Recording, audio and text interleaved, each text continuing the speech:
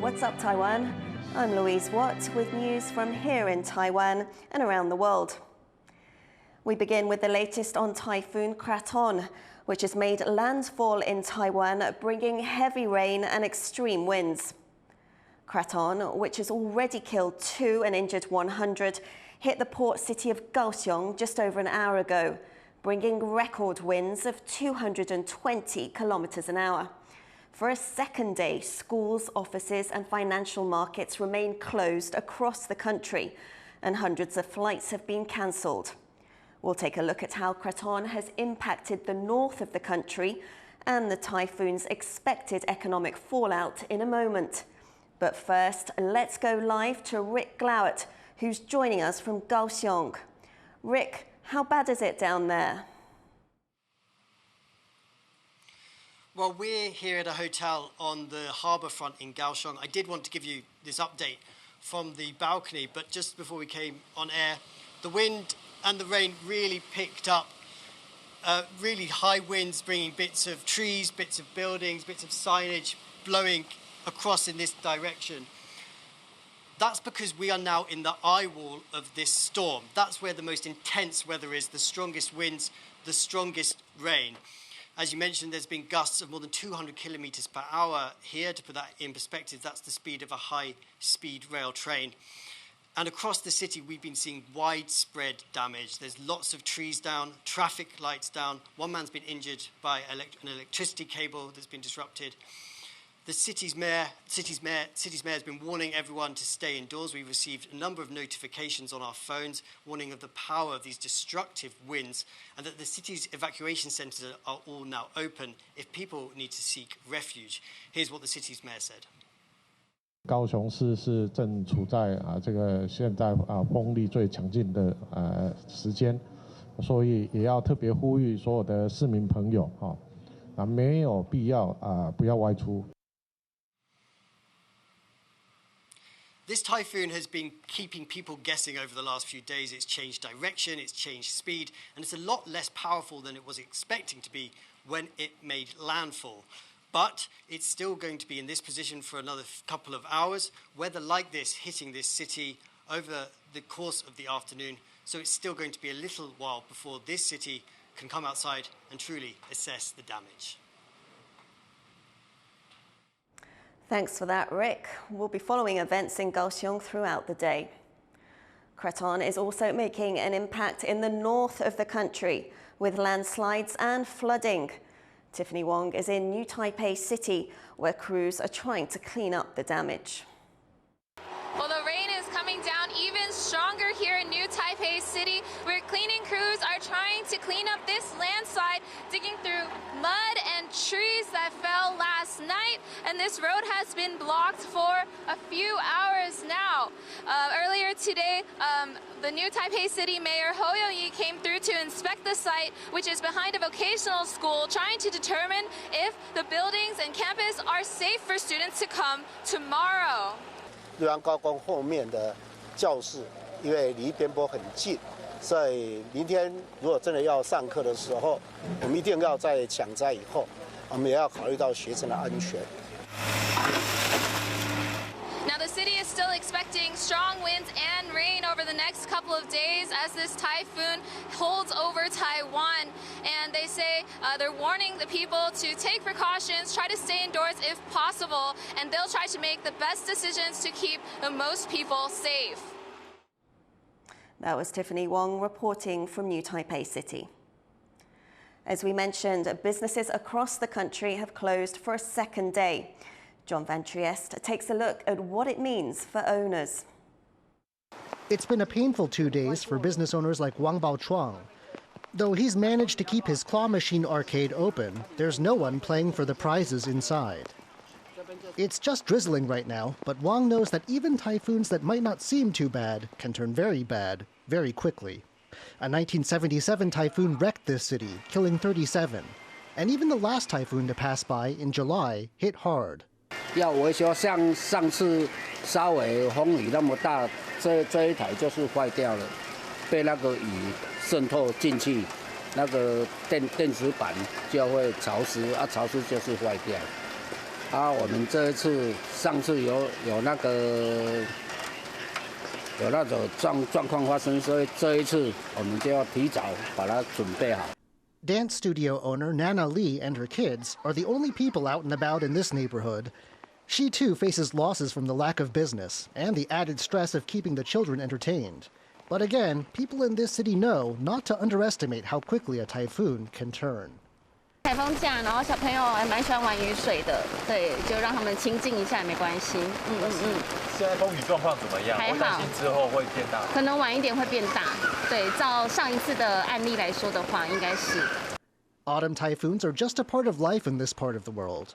Business owners like these know to expect them, and this typhoon season at least has been relatively quiet. As they know from destructive storms in the past, things could certainly be much worse. Patrick Chen and John Van Trieste for TaiwanPlus. A fire has torn through a hospital in southern Pingtung County, killing 9 people. The fire broke out in the electrical room just as Typhoon Krathon passed over the region, adding to the difficulty of putting the fire out. Firefighters are still searching for 1 patient and 1 employee. The more than 300 other patients in the hospital have been evacuated to other medical facilities.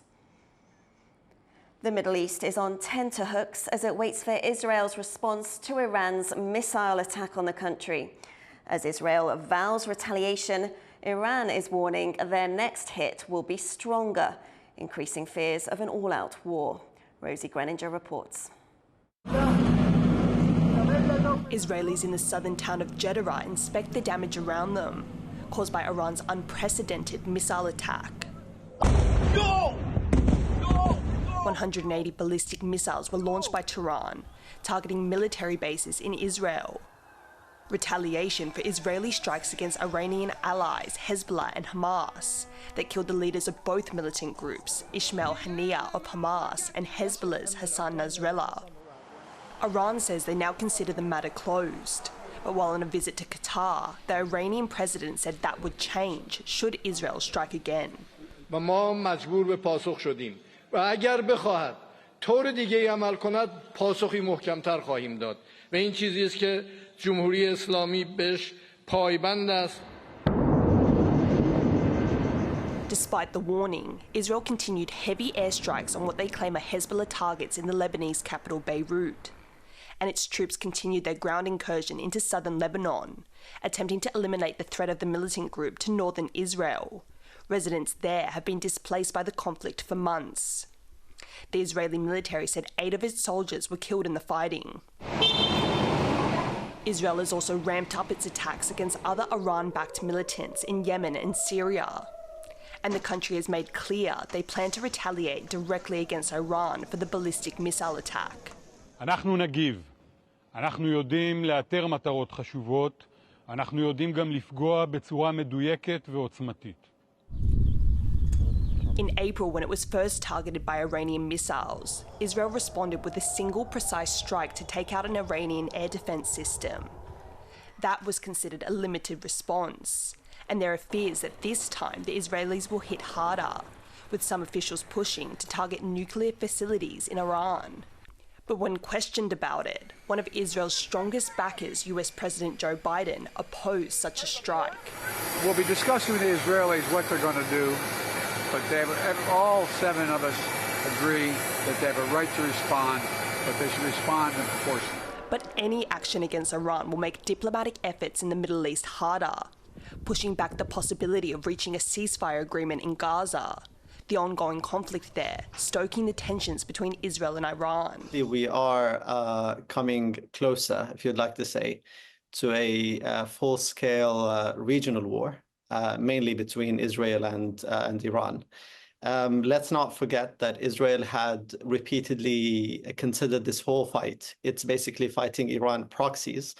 And on multiple occasions, Israeli officials have been saying that they need to end this once and for all. It's not clear what action Israel will take or when, but what is certain is that the country is preparing a response.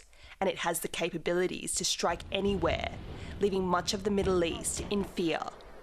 Dolphine Chen and Rosie Greninger for TaiwanPlus. Israel's foreign minister says he will ban UN chief Antonio Guterres from entering the country over his response to Iran's strikes on Israel.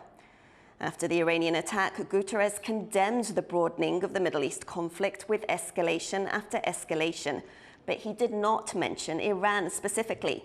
Israel says he failed to unequivocally condemn the attack and called him a stain on the history of the UN. A former transport minister in Singapore has been sentenced to a year in prison for bribery. S. Iswaran pleaded guilty to charges of accepting more than $300,000 in gifts from business people while in office. It's the first imprisonment of a former cabinet member in the city-state known for clean governance. China's pro wrestling circuit has been fighting for recognition and financial stability for years, but with new promotions attracting fresh audiences, that may soon change. Bryn Thomas reports.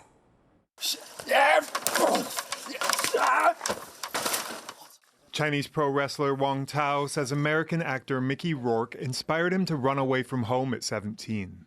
我是在很小的时候，大概5、6年级的时候，通过电影频道看了一部叫《摔跤王》的电影，然后从此就迷上了摔跤，然后一直就是在反反复复在上学的时候有去看摔跤的一些视频和比赛。 After years of training and some serious injuries, Wang Tao now holds the title of a Belt and Road champion. But like the wrestler Rourke plays in the movie, he still struggles to make ends meet. He takes side gigs to keep his head above water in China's small but committed scene. 之前就是通过除了训练和比赛，其他的时间就会去做一些兼职啊，包括我什么服务员什么各种工作都干过。因为毕竟现在在国内，靠摔跤比赛去挣钱，去维持自己的生活特别难。 Part sport and part entertainment, pro wrestling is known as a stereotypically American spectacle, one that cultural critics call hetero drag. Athletes take on hyper-masculine personas to fight epic battles in good versus evil stories. Their colorful characters, makeup, costumes, and endless melodrama create something akin to a soap opera for teenage boys. And with each fight choreographed and the winner predetermined, fans are guaranteed a spectacle. But despite its success in the US, pro wrestling still struggles to find audiences in China. 中国的市场跟外国的市场是完全不一样的，比如卖门票的赛事啊，什么各方面的。在中国是一个很庞大的一个市场，但是我们还没有完全的打开。我们也现在一直在致力于做这件事情，怎么样打开中国的市场。 Despite the challenges, pro wrestlers in China, both foreign and local, are determined to push forward, traveling across the country to events like this one in Shanghai, organized by Middle Kingdom Wrestling, the MKW. China is obviously such a large country, and with so many of the fans fragmented, but definitely, I would say like we have more followers, more people are paying attention to us than ever before.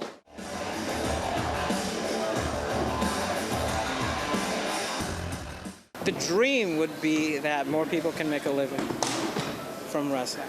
You can see a lot of people here. This is what they're good at. And I think they deserve to be able to make a living at what they're good at. Wang Tao would welcome the income, but is not motivated by it. For the moment, the chance to pursue his dreams, and in this case, win the Belt and Road Championship, is enough. 金腰带继续挂在了我的肩上，非常感谢 MKW 提供了这次比赛的机会，让我能够站在擂台上去向大家证明我的实力，让大家证明我的梦想、我的坚持是无懈可击的。Kaohsiung and Bryn Thomas for TaiwanPlus. Thank you for watching What's Up Taiwan. Finally, here are some live shots of the effect Typhoon Krathon is having along the eastern coast of Taiwan. I'm Louise Watt. Stay safe. We'll see you next time.